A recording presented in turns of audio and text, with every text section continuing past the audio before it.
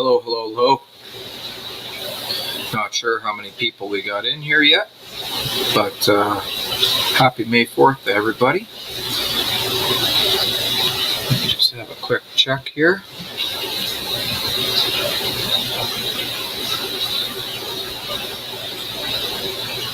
Let's see how this, there we go. Okay, so hello everybody. Thought I'd do a little bit of a question and answer today. If anybody, I've been getting a lot of questions lately on different forums and such, so I thought if those people had come on here, I could answer them maybe a little bit better. Also, I'll have a few things planned in between all that. I've done a few different things around here lately, and I'm doing a few techniques a little bit different with some stuff here, and some things the same that I've never really explained or shown. And it's going to be, I got things to show about shrimp, I got things to show about snail control, I got things to show about how to clean up a dirty tank, a tank that has so much fish waste in it that you just can't keep up. So little things you can do to temporarily help out if you have issues like that. Also, I've come up with a little bit different way on feeding some of my baby clownfish larvae. So yeah, got a couple of things ready to go here. Hello, Fish Onyx. How are you?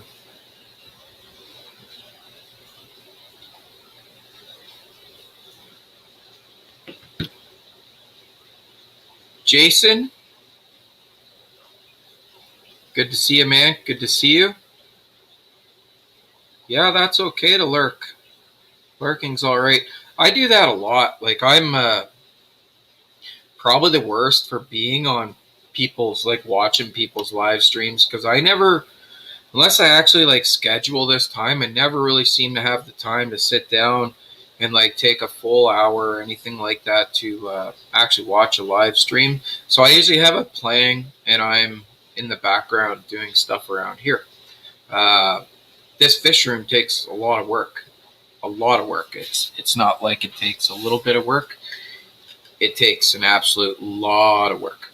So quite often I'm listening to live streams, but not really participating because I'm doing stuff.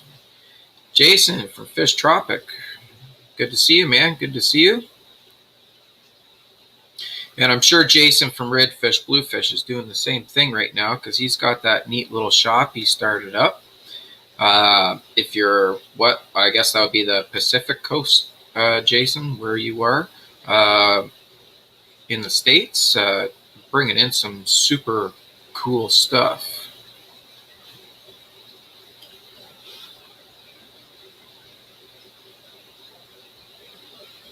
Oh, hey, how's it going, man?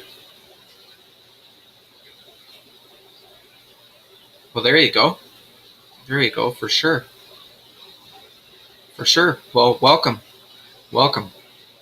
And if, like I said, if anybody has any questions, just let me know. Cut me off. If I see it in the chat, I will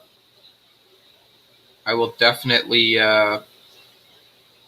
bring it up and see if myself or anybody else on here, because this is the cool thing about my live streams is that everybody on my live streams are very, very knowledgeable. So it's not just the knowledge you can gain from myself here, it's the knowledge you can gain from everybody else on here too. Because as many of you know, nobody knows everything. Nobody knows everything. And there's quite often more than one way to do something. That works equally as well, depending on the techniques used. So it's nice to have the live chat to go with this, because if I don't know the answer, Someone else may have the answer. Even if I do know the answer, someone else may have a better idea or a better way of doing the same thing. So it gives you some choice on which way you'd like to go about things. This is probably one of the few hobbies that there's like 500 different ways to do the exact same thing, and depending on who you are, one of those 500 ways will work best for you. My way might not work best for you, and anybody else's way might not, and you may come up with your own way that works the absolute best. I'm not necessarily going to do a tour, but yes, I can. We will definitely be going into the larvae room. Yeah, because I want to show you guys something I've been doing for a new way of feeding my larvae, and I have to say it's been working out absolutely awesome.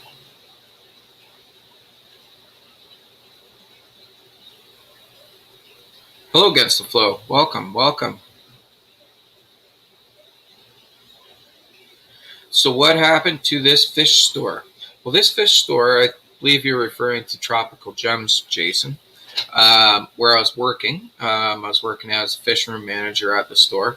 And to be totally honest, nothing happened. I honestly just didn't like the job. I didn't like the job at all. I did not like it. I'm still great friends with Hank. I have no ill words for Tropical Gems whatsoever. Actually, go check it out when things are allowed to reopen. It's a brand new store, so check it out. It's gonna grow. I think it's gonna be a great store. So yeah, no awesome gossip for you, Jason, on that whatsoever. I really didn't like the job whatsoever. Hello, Water Flora. Welcome.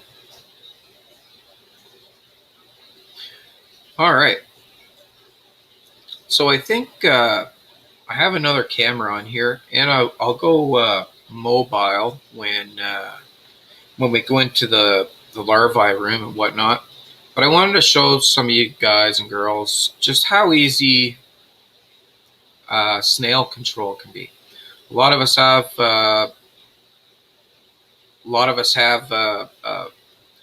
some snail issues in some tanks, and some people really love having a lot of snails. I have a little bit different view on snails. I don't mind having them in as a bit of a cleanup crew, so to speak.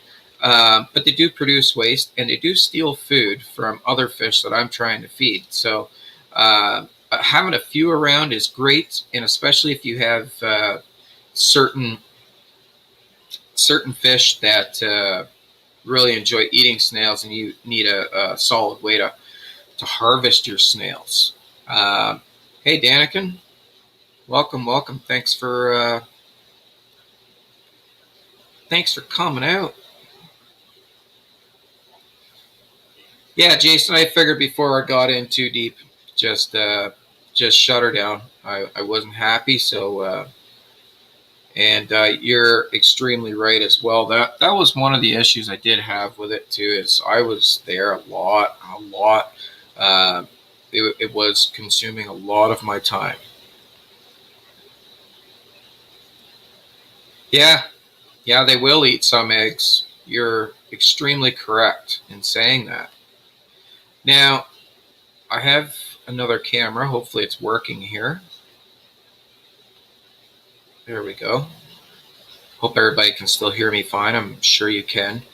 But this is just a little 10-gallon tank that I'm raising out. Well, you can see one of the little bristlenose plecos right there. They're calicos. I got some calicos somehow. I think I know how I got them, but not 100% sure. But I separated them anyways. But so I started keeping some guppies again, see what I come up with here. There's nothing fancy in there, nothing extravagant, nothing even really nice, I don't think. But I'll raise them up and see what they turn out like. They were just out of my turtle tank.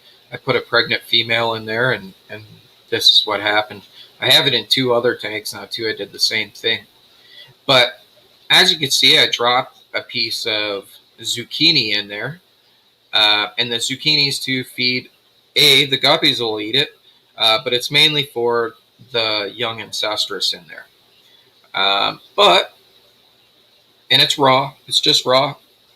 It's just a piece cut raw and put on a fork, a stainless steel fork. That way it doesn't rust, and it holds it down for everybody to eat it. But the bonus part of it is the snails love to eat it too. So I'm not going to say all the snails in the tank, because there's always a few that aren't on it and a few fall off when you go to pull it out. But it's a good way to really knock down the snail population and still leave a few for seed, especially if you're like me and have fish that really enjoy eating snails. I have a green spotted puffer upstairs. He's marine, but he absolutely loves eating ram's horn snails. So these will go up. I will collect them off that piece of zucchini, and they'll go in a container and go up as food for him. So if you do this regularly, you'll always have snails in your tank, but they won't get madly out of control. Yeah, they won't get madly out of control.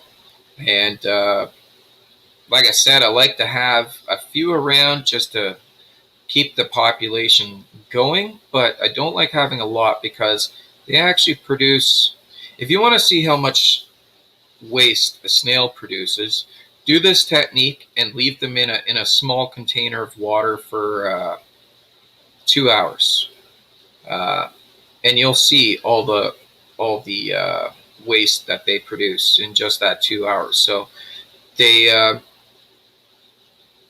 do work on your bioload.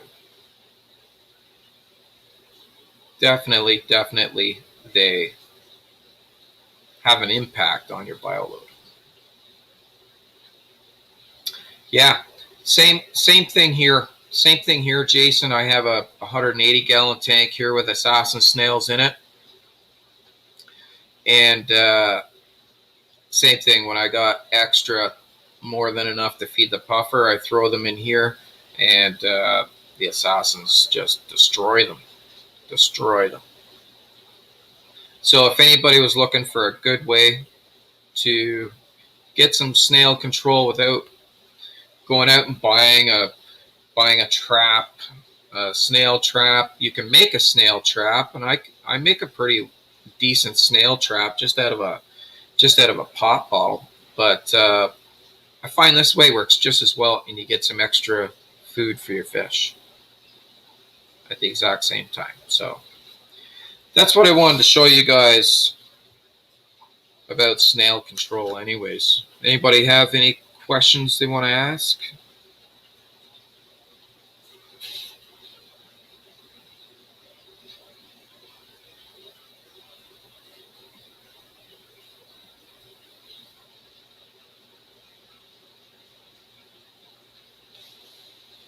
Perfect. Cameras are working.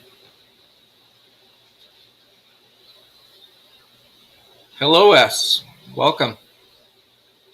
Welcome. So yeah, I had a couple things I wanted to show you guys today. The next thing I think I'm going to show you is another neat little trick that I do, and it's for when you have an excess of bioload on a tank.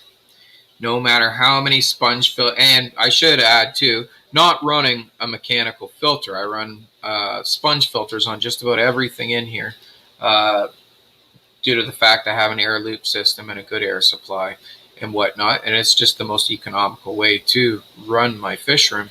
But sometimes when you have some tanks that have an incredible bioload, I'll tell you how many fish are in here when I put the camera on that tank.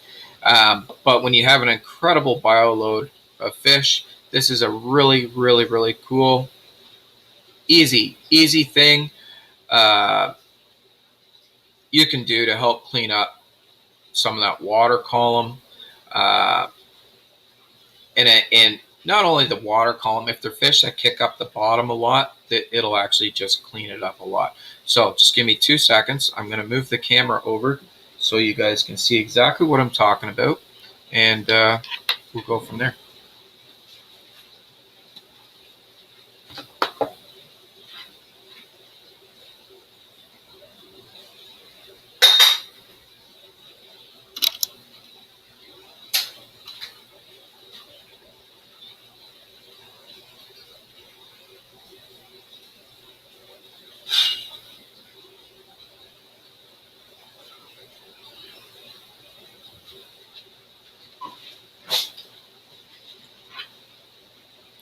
Okay, let's see if the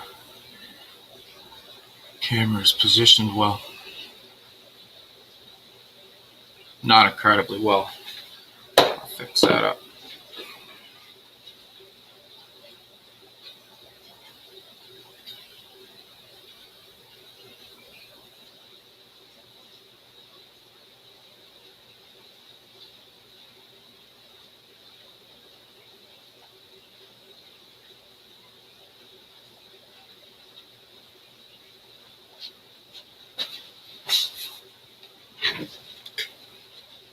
Sorry for all the glare.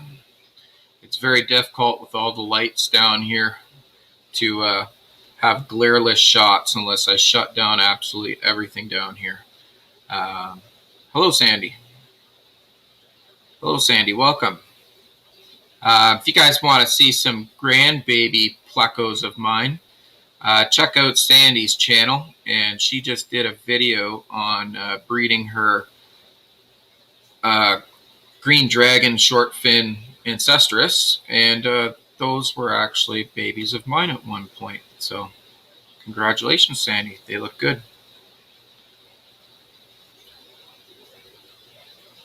So what you guys are looking at is a 65-gallon tall aquarium. There's a few barbs left in it there that are going to Steve Langley's house, actually. There's some ancestress in there. And what happened was I had an extreme excess of catfish, Fisher woodcats. So there is 90 Fisher woodcats in there, believe it or not. 90 of them. And they're all between 2 and 3 inches in size, plus the ancestress. Well, there's 4 large sponge filters in there, pounding away on this tank, but that's just clearly not enough. You can see all the water, all the debris in the water, and I absolutely hate that. So even if you're not running a power filter, I actually keep this AquaClear 70 just hanging around the fish room for this exact reason. If I have a tank that just needs a little bit extra help, I take that and I take some filter, I take all the media out of it. There's no media in it. The only media that's in it is I put a bunch of filter floss in it, fill the chamber with filter floss, and run it. And by doing this, I catch a lot of that debris. Mulm, as some people put it. I put it more like either fish poop or deteriorated fish poop is generally what it is. Sometimes it's plant matter as well. But either way, I like to try to get it out of my water column and off the ground. So these catfish, when they eat, they are so aggressive when they eat, and they stir everything up so well. They will actually kick up most of the crap off the bottom, and hopefully the AquaClear picks up a whole bunch of it. So this is just another kind of trick of what I do around here for tanks that sometimes just need a little extra water polishing, we'll call it. A little extra help with the bio load. And this is something, if you can find even a used filter or something like this. I like to use the AquaClear 70 because it fits on essentially every tank in here. So it's big enough, the lip on it is big enough for the rim of any tank in here. So if I want to put it on a 90-gallon, or if I want to put it on a 20-gallon, I can polish any tank in here with this. So I just keep it around for this reason. But I'll feed them for you guys, and you guys can see how many fish there actually is in there.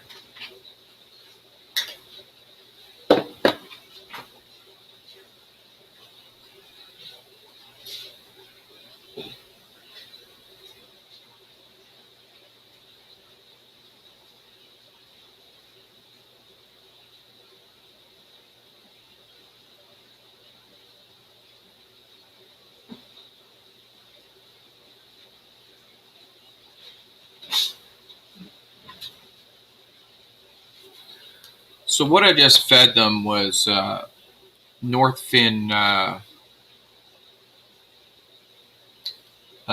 Pro is what I just fed them. But there you go, you get to see how many fish there really is in there. They really hide out well. But like I was saying, you can see how they're kicking everything up. So that's a good time to have that filter on there to pull everything out. And see, this is exactly what I was talking about at the start of the stream. Some of you have missed it, but I was talking about that when either ask questions on here or even information is just evolved.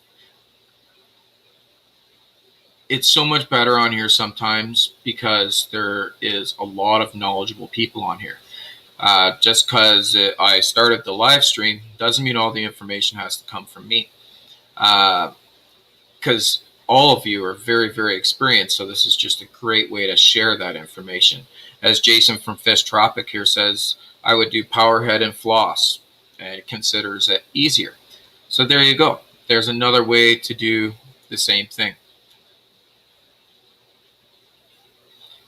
I just happen to have an AquaClear 70 here, so that's what I'm using.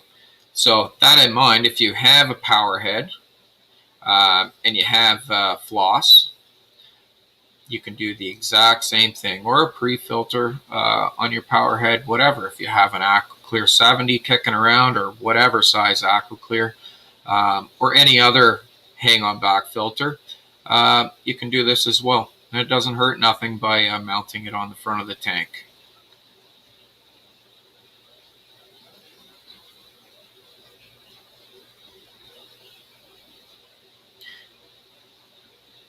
You most definitely can. You most definitely can. I'm not there. That's just debris that's gotten caught on the intake. There was some Christmas moss in there and chunks of zucchini that got caught on it, but you very much could run a pre-filter on it. I don't need to. I'm not worried about sucking up any little fish or anything in this tank. So I'm not running one. I'm just letting the floss catch everything. But yes, you most definitely can run a pre-filter, especially if you have fry in the tank or anything like that. Nothing in here is small enough to get sucked up there. But look at how many fish there is.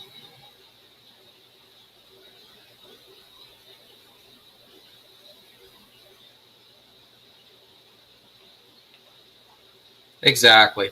Exactly. That's all you're trying to do is move water into something that's going to catch particles and debris and then expel the water either back into the tank or just back into the water column. So if you can find something that does that, whether you're doing it with an air stone in a pop bottle with a whole bunch of holes in the pop bottle filled with filter floss, we'll do the exact same thing. Put some rocks in the bottom of it or something to weight it down. But if you just want to do that filter floss will catch a lot. I think this will work faster, but that filter floss will catch a lot just with an air stone in a pop bottle. As long as you're flowing water through something that's gonna catch something.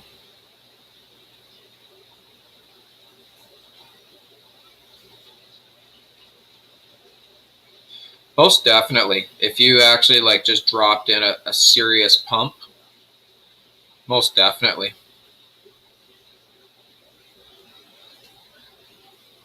Yeah, most definitely. If you use like a let's say a 400 gallon per hour or bigger pump, it would do the exact same thing as well.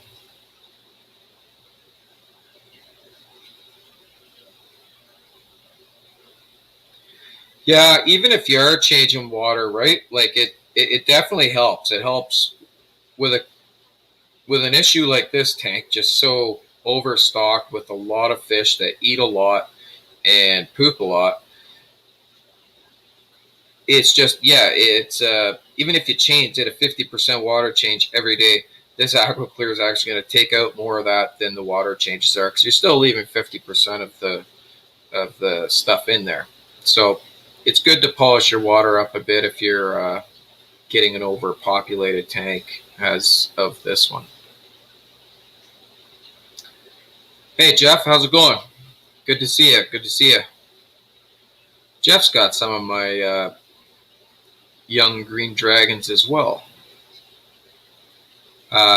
You probably missed it, Jeff, if you're just getting on, but it'll be further up in the chat. Sandy Dotree, she has a channel, and Sandy had gotten some of those green dragons off of me about a year ago, maybe a little over a year ago, and her spawn, and she has some really nice looking fry. You should check out her video on that.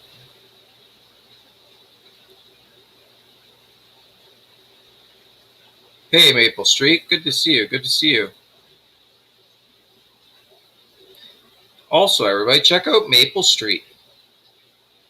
He's got some very, very, very cool, mostly native species tanks and or cold water tanks. And yeah, they're set up very, very well. Very, very well. And I actually really enjoy those setups.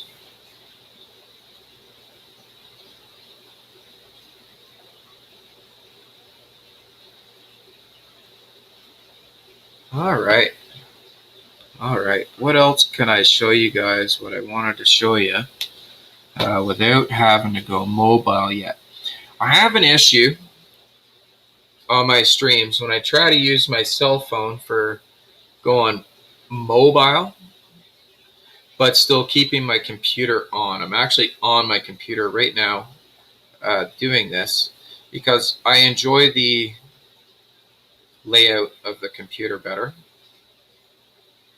I can switch between cameras, stuff like that. But I don't have a camera. I don't have a cord long enough to reach into the larvae room, so I'm gonna have to go mobile on my phone. But it gets a terrible feedback if the phone gets too close to the computer. So what I'm gonna do for going over, because I want to show you guys this. This is working. Knock on wood. Oh, just woke Roscoe up. He's beside me here. But this is working like so well for feeding the baby larvae, clownfish larvae, that is. Growth rates, I believe, are faster. These are all I believes because I actually haven't wrote anything down about it. I've just been doing it. So unless it's actually written down and I've documented it with dates and everything so I can compare it to other information that I've wrote down and documented with dates. And what I'm talking about is how quick I can stop feeding rotifers.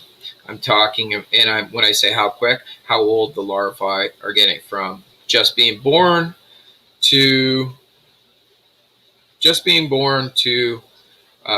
stop, like weaning off of rotifers, and then going into metamorphosis and completing metamorphosis. I'm actually going to start documenting these times with batches, and I'm going to document that, and I'm going to try a couple of different things when I document it and see, variables aside, which method is working better. But just on doing it every day and looking at them every day, and when you do something every day and you look at something every day, you notice differences. And I have noticed, and I believe, that this method of feeding that I've done for these last 2 batches is working way, way better than any other ways I've fed since I've started trying to raise clownfish. So I'll show you in a sec, but what it essentially is I'm getting live baby brine shrimp to them like almost immediately. And how this came about, but there's a process to this. There's a process to this. If you just, so here's, I'll give you a little, I'll back things up just a little bit here. If you feed brine shrimp that aren't baby brine shrimp, and when I say not baby brine shrimp, I mean past the 12-hour-old eggs yolk sac stage. If you feed older baby brine shrimp to your clownfish before they've gone through metamorphosis, chances are they will die. The reason for that is internal damage to your larvae. The brine shrimp, after they've ditched those yolk sacs, are so vigorous that when the larvae eat them, and eat a lot of them, they go into their stomachs, and they're not dead when they go into their stomachs, and they smash around. They just smash around everywhere, and they damage their internal organs, and they do the crazy wipeout, spin out stage until they die. That being said, a lot of people think that crazy when you see larvae just start spinning around at the water surface or down at the bottom or anything. They consider that larvae is dead. I've watched many do it and not die, and just straighten out and just start acting like larvae again.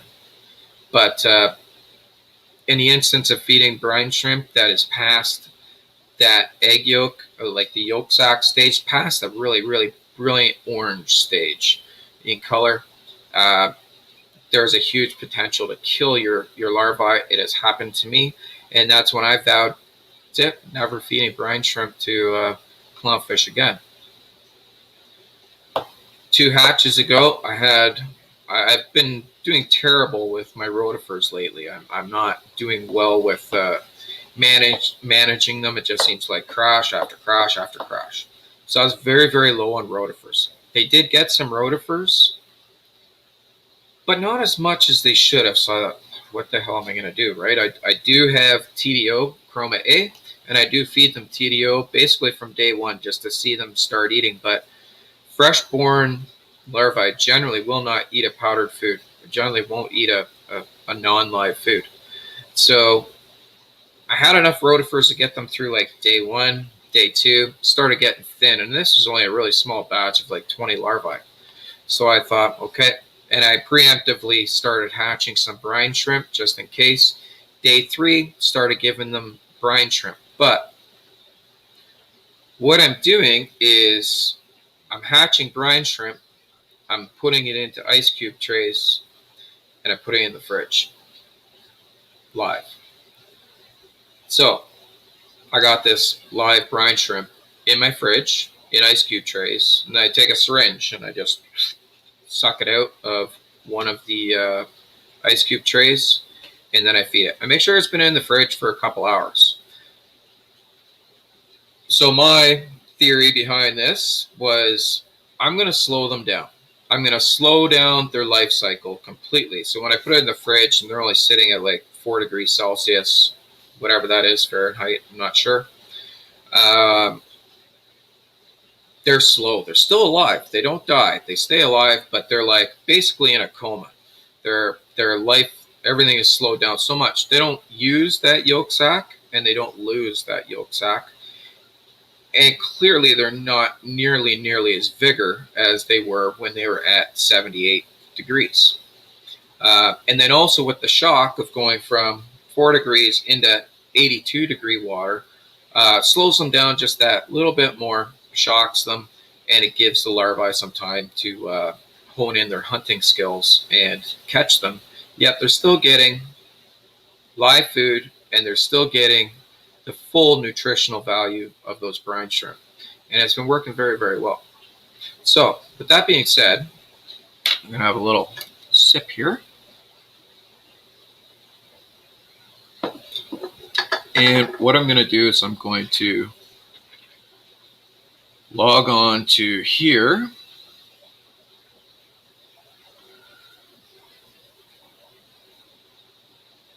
It'll take me 1 sec. Sorry, guys. Just be patient with me, please. On my phone as a guest.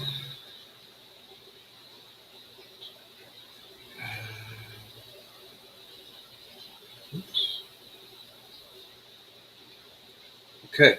So what I'm going to do is actually shut the mic off on here, and I'm going to go live.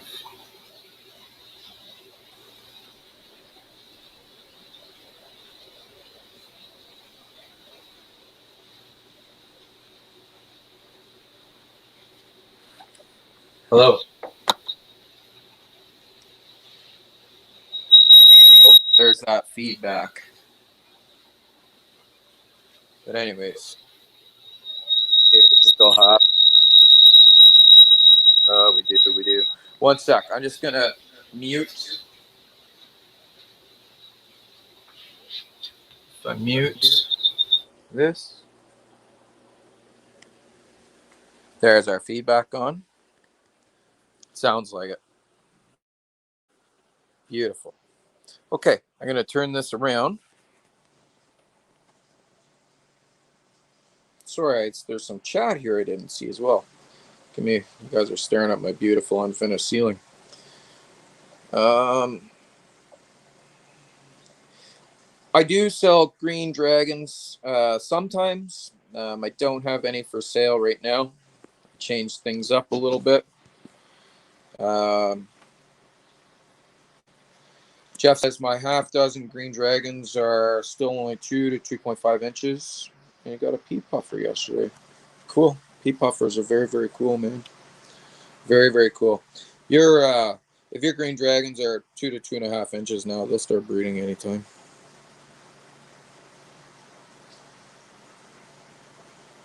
Well, thank you, Maple Street. It's not genius. It's just, I don't know. Sometimes we just got to think outside of the box and try things. That's all. I think I'm just generally. I guess I've failed at breeding clownfish so many times. Like failed at raising the larvae so many times. I'm not afraid to try new things because I know what it's like to fail with them already. So it's not genius, but it's definitely trying to get yourself out of a pinch. Hello, Fish Fox. Welcome. Welcome.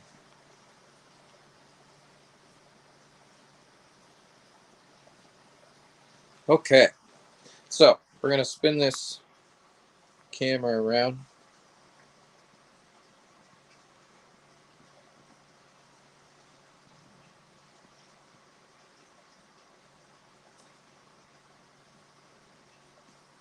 There we go. Perfect.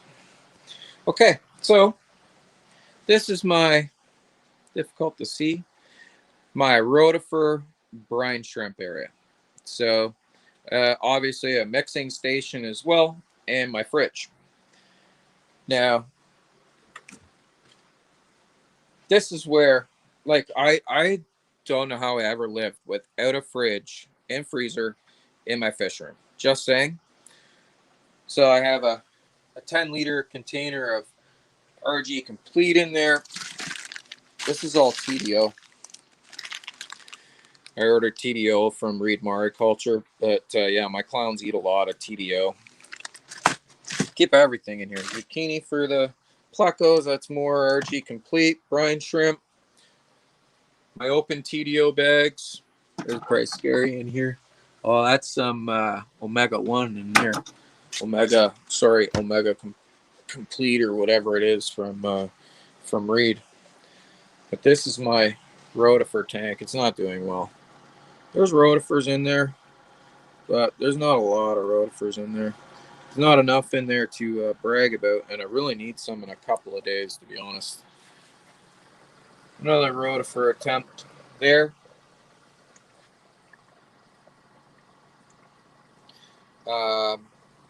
And this is how I do my brine shrimp right here.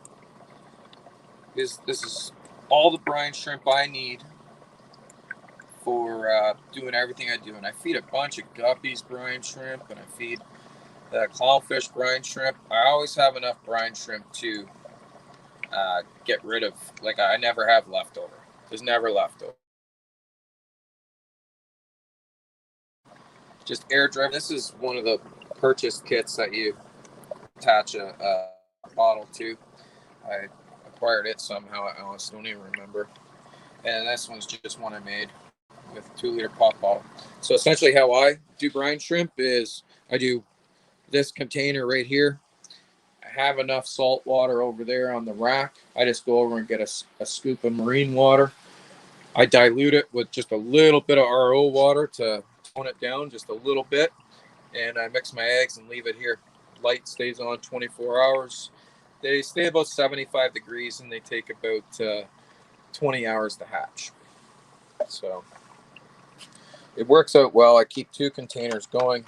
One goes, like this one's almost due now. Tonight, probably around 7 o'clock or so, I'll harvest this one. And this one will be morning. So once I hatch the brine shrimp and harvest it, I put it into here. So what here is ice cube trays.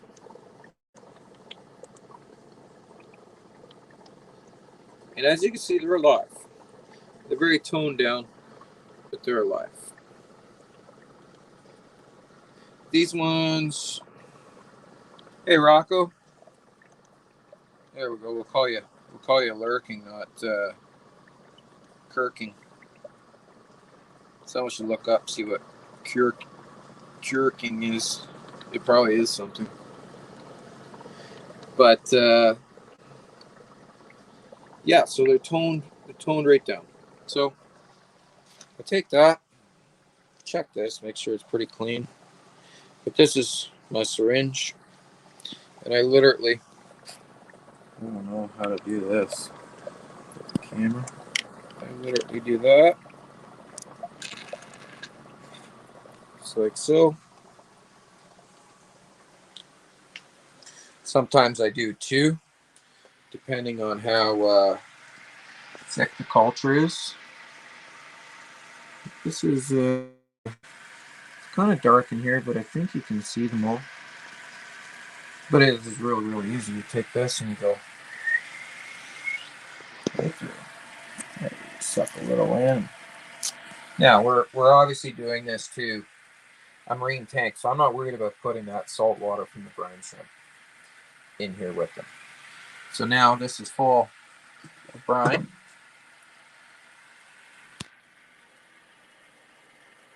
And the larvae just pick away at it as they need. Now, they also get TDO, TDOA as well, but they get a lot of brine shrimp. I do this with them about 4 times a day. As you can see on the sidewall here, there's some, and we're actually going through metamorphosis right now. Right now, these guys are going through metamorphosis. They will be clownfish in no time. My estimate for this tank would be probably 250 babies, somewhere around there. This is a large batch, a very large batch. This is a 20-gallon tank, just to put it in perspective. This essentially is my larvae setup. I keep it in a separate room. I like to keep it away from loud noises, bangs, all that jazz. From the dog coming over and bugging them, everything. So This was that extremely small batch I told you about, but they're doing. Oops, my light just fell over. Oh, I just scared the crap out of them. So that's these guys here. They're all huddling up. But this was a really small batch, around 20. And at this size, they're almost ready to go on the rack. Almost. Not quite. Not quite, but they're almost ready to go on the rack. They got a little sponge filter in the corner.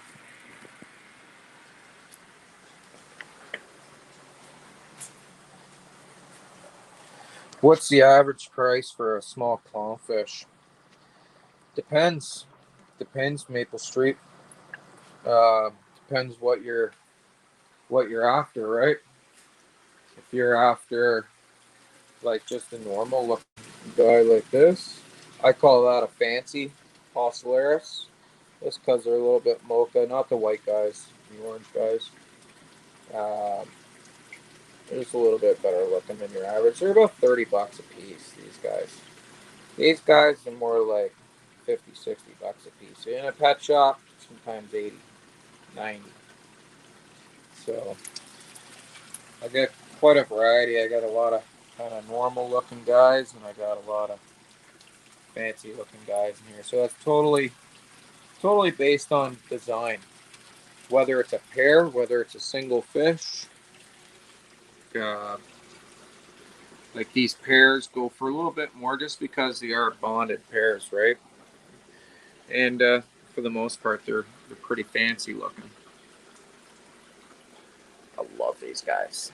These two are quickly becoming my favorites. I love them. They're very, very clean. Very clean.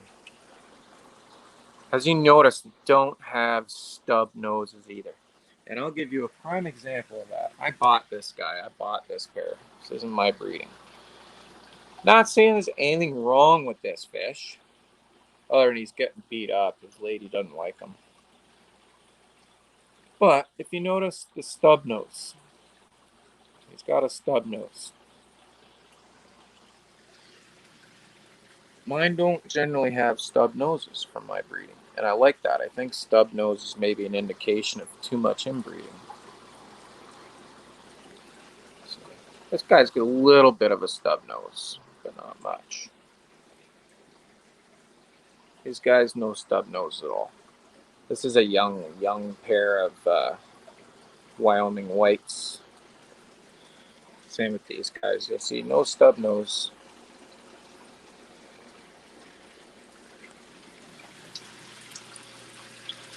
So this pair has bred for me once since I purchased them, and they ate them all. They ate all the babies except for one, but I wasn't successful raising them. And sometimes the price doesn't reflect on how much. It depends what you like. Totally depends on what you like. Like, this is Nicole and one of our very favorite pairs. This is our breeding. They're gonna stash themselves back there. They don't like the camera. But these guys really, they're not extremely expensive clownfish.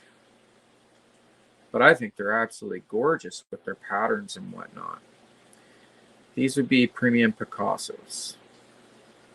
And, you know, you could probably buy these for at a pet shop, an aquarium shop for about 80 bucks each. And this is another pair I purchased. They haven't spawned for me yet. That's the female. That's the male. He's a nice snowflake. He's a really nice snowflake. And I think with the black, they're going to produce really nice black snowflakes when they do eventually spawn. Hopefully. Hopefully. But yeah, there's a neat little brine shrimp trick for y'all. And see what I left in here. And it works. It just absolutely works so far. This is your tough spot, man. When you're raising clownfish right now, like literally right now, the next 4 days is the do or die in this tank. They're either going to flourish and get strong and become like these guys, or they're going to click. Bottom line, that's the only two options available in this scenario. And not only by doing this, I can tell you all my fish are doing better because of this. I have, so what I'm going to do right now is I'm going to rinse this brine shrimp out. I'm not actually going to rinse it. I'm way too lazy for that. But I'm merely just going to take the salt water out of it and then feed the brine shrimp. That's because this is going in a freshwater tank. Let's do this here first. So what I did here, I brought some guppies up. Down, well, a female guppy right there from the turtle tank upstairs. And I put them in here. And this is what I've ended up with. So I give them some brine shrimp, and these guys have been raised on brine since basically just day one. And they love it. They love it. They just mow it back. So I don't only just feed it to my marine tanks.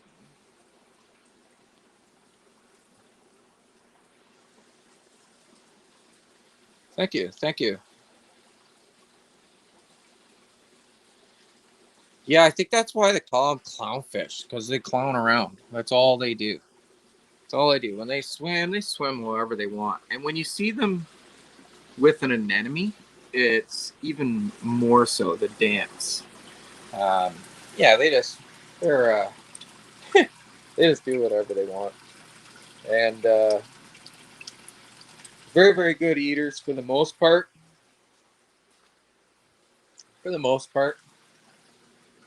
But we'll feed these guys here. And I'll show you what I feed them. Oh, hey, Leah. Well, thank you for stopping by in the lake. I appreciate it. Have a great day. Yeah, if you don't have one of them, Jeff, just go and get one of these. It's a reusable coffee filter. It essentially does the same thing. I just do that because I have it. Really, the only reason. So here's my supply of TDO. So at these guys' size here, I got two choices what I can feed them for TDO. I could feed them, or I could go all the way up to, I could go up to extra small. They're about the size for it, but I find, for the most part, B2 works just fine for this size. But they love to eat, man. I'll show you how much I put in.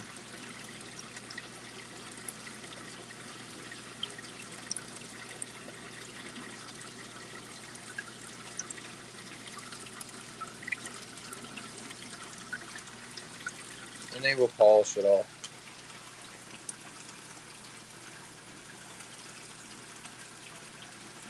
They will absolutely eat it all.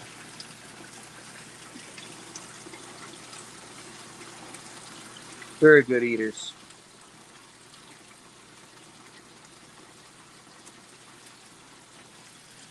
So this stuff's a little bit difficult to ship in. And it is, it needs to stay refrigerated. You can always keep your TDO refrigerated. It will spoil. It will spoil. And this is the TDO A. This is what I feed the larvae. I can show you that as well. Usually when I give them brine shrimp, I give them some TDO as well. Reason being, if the brine shrimp gets some eating, and then hopefully hopefully they eat some CDO as well if they aren't already on it. I do feed them quite a bit. They eat a lot. They just constantly eat. I think the majority of the time, people may not feed them enough. Now, I did see a question up here, and I didn't ignore it. I just got babbling and didn't get to answering it. How often do I do a water change? I've done a couple videos on this, and I don't mind telling you here, but just for extra reference, you can go back and have a look. I got videos from like day 1 to day 30 on raising them. But it now, with this being said, it's going to depend, right? Like with this batch, when there was only 20 of them in this tank, that's like 6 gallons or something like that. I did a water change about every 2 days on that tank, about 30 to 40%. Now that has a sponge filter, I do like 1 water change a week on it. Now over here, where just air, we're just on air. There's no filtration whatsoever. At this point, I can add filtration now. But this tank, with this many fish in it, with all these fish, I can see if this light's got enough battery power left in it to help us out here. That's very hard to see. I don't want to shine them too bright, but there you go. With this many fish, like I said, I figure there's about 250 or so. Every day, about 40%. 40 to 50% every day. So again, based on bio load,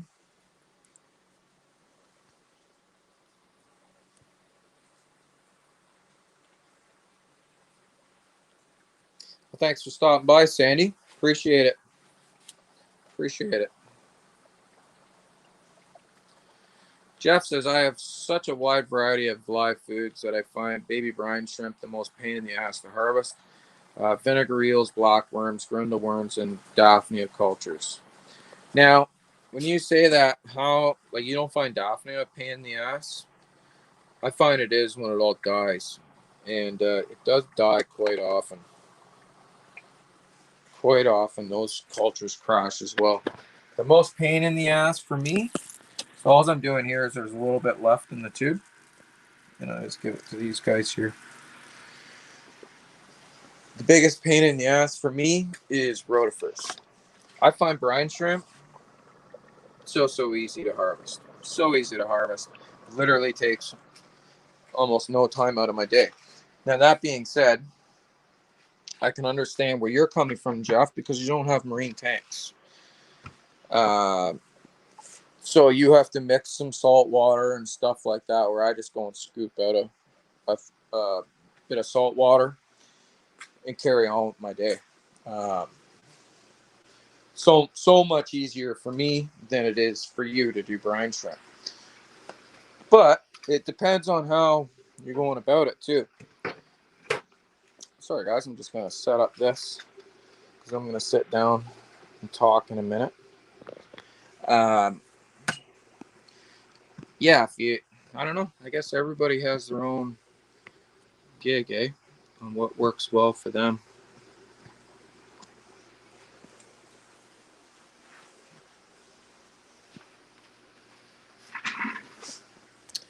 All right. You have an 8-gallon seed of blockworms and Daphnia. Very good. I always found Daphnia cultures crashed on me big time. Big time. But anyways, I'm going to go off as a guest on here.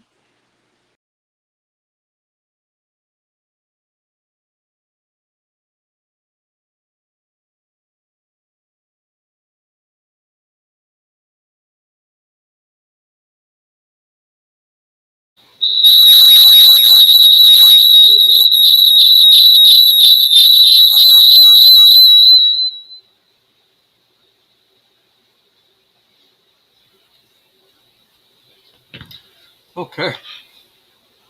Can everybody hear me okay? This thing's still going.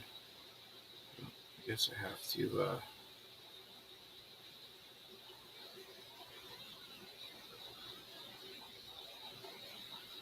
There we go. That won't bug us anymore there now.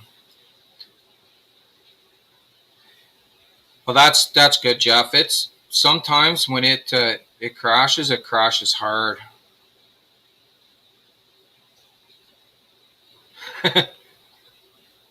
Yeah, I bet it did. I apologize. My dog didn't even move. He's still lying here beside the desk. Roscoe is turning into a good dog, starting to settle down a bit. He just hangs out with me most of the time now. Jeff says, for me, it's not as if I have to use it. Right. Yeah. Now the other thing for me is Daphne. If I don't want to deal with, here's the plus side to brine shrimp over Daphnia or some of your other cultures is if I don't want to deal with brine shrimp for a few days, I just don't set any up. I don't have to worry about the culture crashing, anything else. I just keep the bottle of eggs in the fridge, and when I decide I want to do brine shrimp again, I pull the bottle of eggs out of the fridge. Same with rotifers, like that. You gotta keep it going constantly. There's no break in it whatsoever. So that to me is a huge bonus of brine shrimp. But yeah, lots of live cultures are great to keep.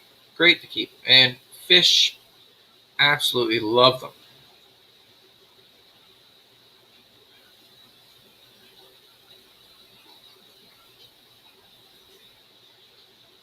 So this is my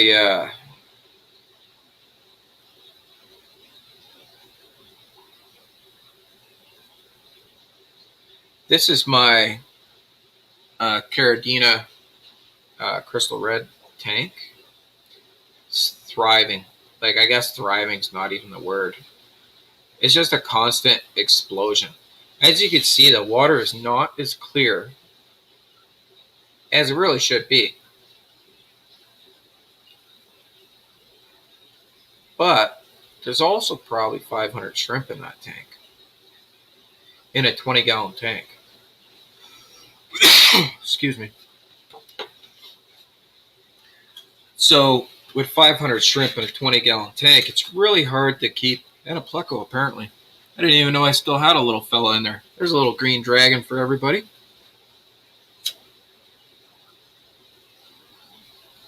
I'm going to have to catch him.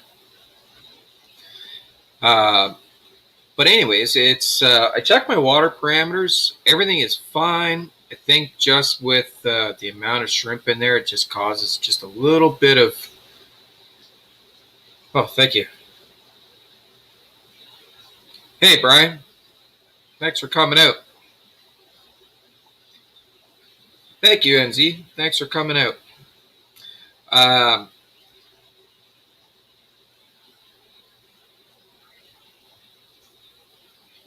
Yeah, with just that much shrimp in there, it just seems to have a bit of a haze. And chime in whenever you like, Brian. Oh, you're welcome for the stream there, NZ. But yeah, just with this bio load, and I've sold about 300 or 400 shrimp out of here in the last month. So I've actually brought the bio load down. I've added a second sponge filter to make sure I have enough, and all my parameters come out great. Nitrates, nothing's high. Nothing's out. There's no ammonia. There's nothing's out of whack. It's just a lot of shrimp. But yeah, I guess it could use some polishing. Now, what I was going to say is it does get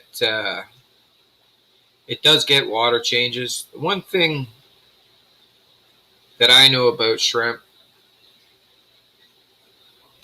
and I'm not a shrimp professional. I've had some success with them, but I'm not a shrimp professional, is that they don't love huge water changes. So I can say that. They just absolutely do not love huge water changes. They like very small or absolutely no changes to their environment.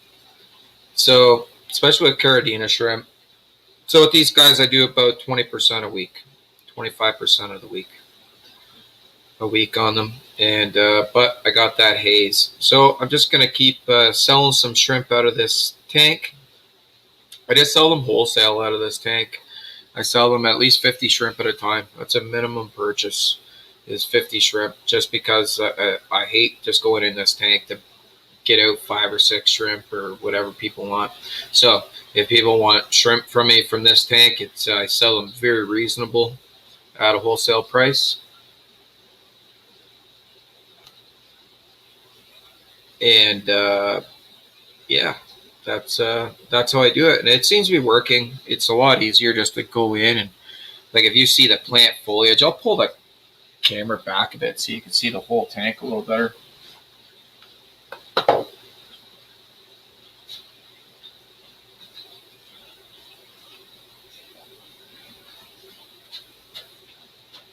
I can do that.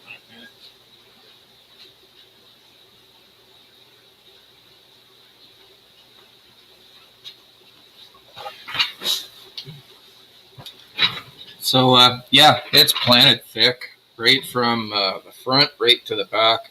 That's still not a very good camera angle on it, but yeah, it's a hazy tank, but an extremely productive tank. There's always buried females in there. There's always babies in there. It's just constant, and I could basically sell, like, if I consistently sell, I could sell 200 out of this tank every month, no problem. So yeah, that's my shrimp. And what's everybody feeding their shrimp? What's everybody feeding their shrimp? I'm pretty lazy about it. I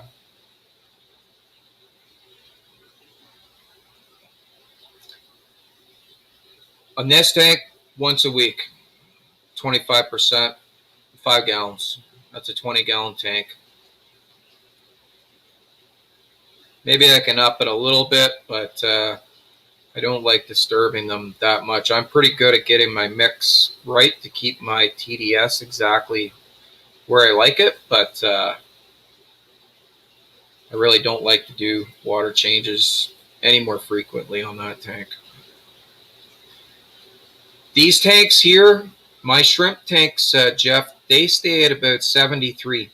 Depends what level on the rack they are. If they're at the top of the rack, they stay at 74. Middle of the rack with 73. And on the bottom of the rack to 71, 72. And they all seem very happy within that. It's pretty consistent. It doesn't change a lot. It's a well-insulated house. They don't have heaters in them. Yeah, but it stays quite consistent. The foods I feed these guys get zucchini, and this tank, I'll cut off a sliver of zucchini for them. They will devour it, and I think that's why it's so hazy too. I just gave them zucchini yesterday, and they actually devoured the entire piece, skin and everything, raw zucchini. So yeah, they eat a lot when you got that many shrimp in there.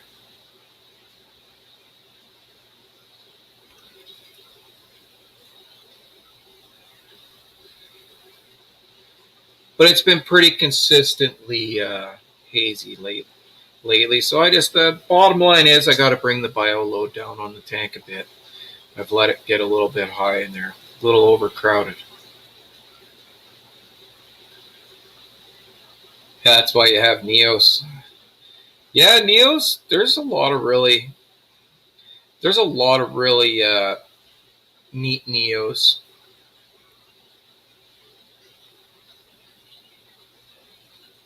That is a negative, sir. TDS is perfect, actually, at 90. That's where I like my TDS. 90. What do you keep yours at, Brian? I found the best success with these guys is at 90, anywhere from 90 to 110.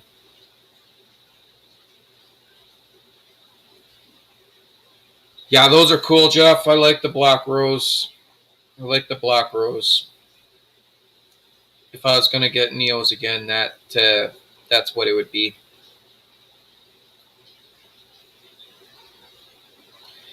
And that being said, Brian, I have other shrimp tanks right there as well that are not hazy whatsoever and have the exact same TDS.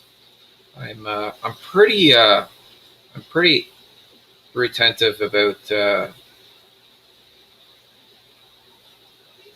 mixing my TDS perfectly.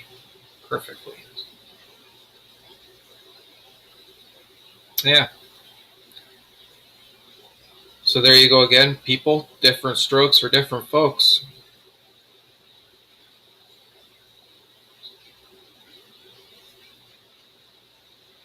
They will not live in my tap water, Brian.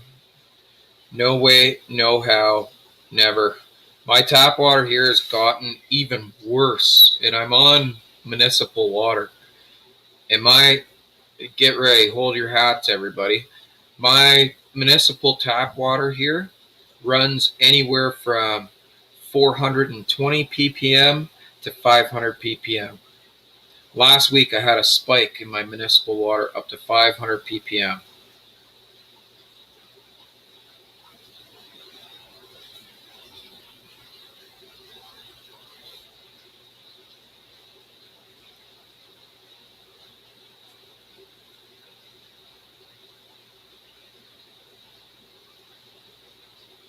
Right? It depends where you are and what you're dealing with.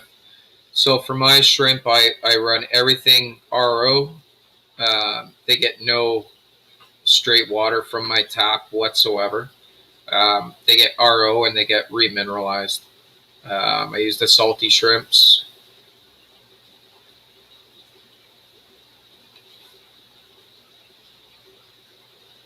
I use salty shrimps to remineralize the water, and I've had really good success with that over the years now.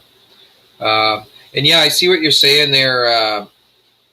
If I just leave, the shrimp will stop breeding when it's too crowded. Yeah, these guys seem to forget about that. They're just still constantly buried. So I enjoy the income from them, to be honest, Brian. So I just sell them, and when they get down, I stop selling them, and when I'm overloaded again, I start selling them again. Right? Exactly. I got yeah, yeah. Our town's got to do something about this shit. It's bad. It's bad. It's hard on my RO machine, is what it is. Oh wow, Jeff, you got other stuff going on there. If it's 722 out of the kitchen tap, you had some bad pipes or something.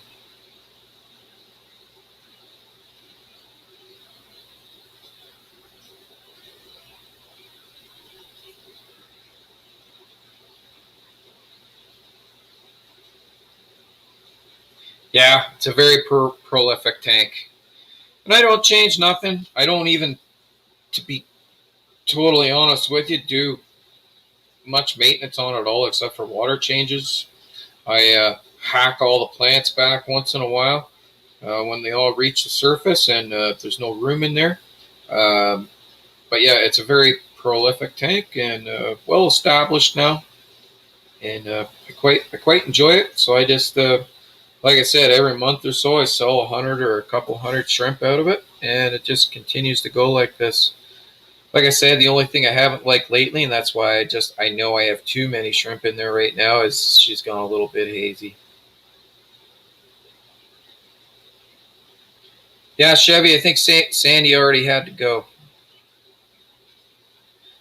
And that being said, I'm just about ready to wrap this stream up, guys. Well over an hour now. That's usually all I go for.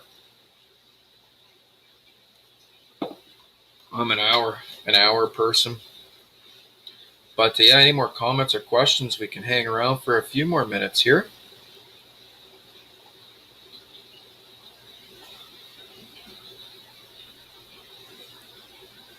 RO tap, 85% RO, 15% tap.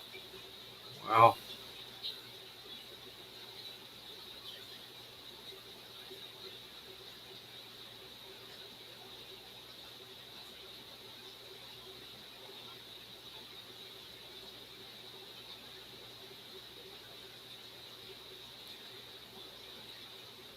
Yeah, it's crazy, and believe it or not, Brian, I do have filters as the water comes into my house, uh, and I change them quite frequently because they collect a whole lot of crap.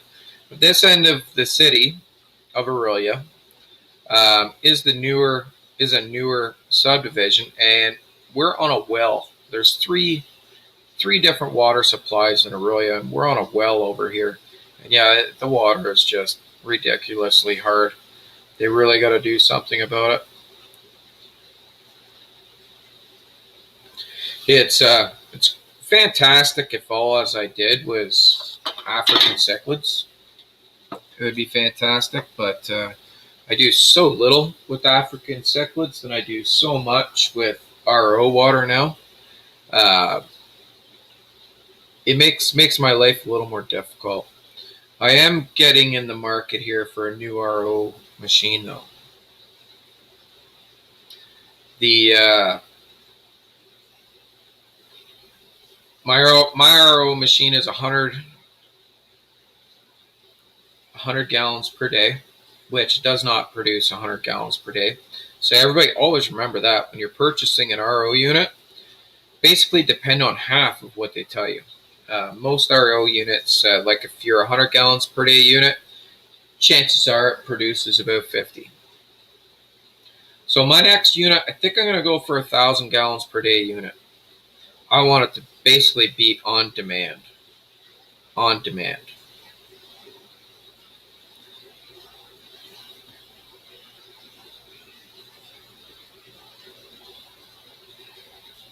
Yeah, again, it depends where you're living in this country. We're on a whole bunch of rock, so basically, the city of Aurelia is right on the edge of what we call Muskoka Cottage Country in Ontario, Canada.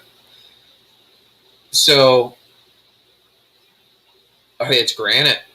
All the ground from basically here north is granite. It's called the Canadian Shield, and yeah, it doesn't. It's just really, really, really, really high in minerals. Really high in minerals.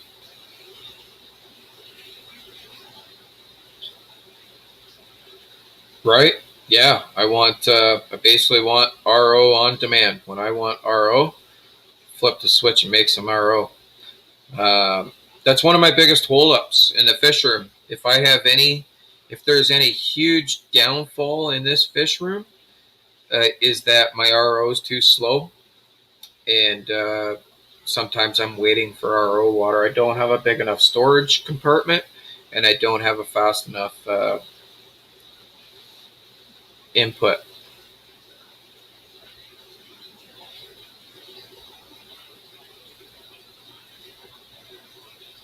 Against a flow, if I had a TDS of 37 out of my tap, oh my god, that'd be so awesome. That'd be so awesome. You actually have to add stuff to your water for some fish, most fish, but for like all the marine water changes I do, that rack with all the clownfish on it and the sump, like that thing gets probably 40 gallons a week water change. Takes a lot of RO water. Okay, everybody. I think that's a wrap. Yeah, we're going to. Yeah, see, beautiful, beautiful. You can use your tap water for shrimp, but I can't use my tap water for shrimp. Thank you, everybody, for coming. Thank you for people who are moderators on here. I do appreciate it. I don't bring it up enough, but I do appreciate it. And yeah, I think as long as I have some things to talk about, as long as I have some different things to talk about, I will keep doing some more live streams, and maybe I will get my ass in gear and do an actual video again sometime soon. I haven't been overly motivated to do a lot of videos lately, or live streams for that matter. But yeah, as long as I got new stuff to talk about. If I'm gonna, I won't do it if I gotta keep talking about the same stuff that I keep doing, and I don't do a lot of things different. So I'm not a I'm not one to just go out and purchase some more fish or equipment or something just to do a stream about it. I won't. I do with what works here, and that's that. But you can only talk about the same thing for so many times before it actually gets boring for me. So as long as I got different stuff going on and different progressions, and there is a lot of stuff going on.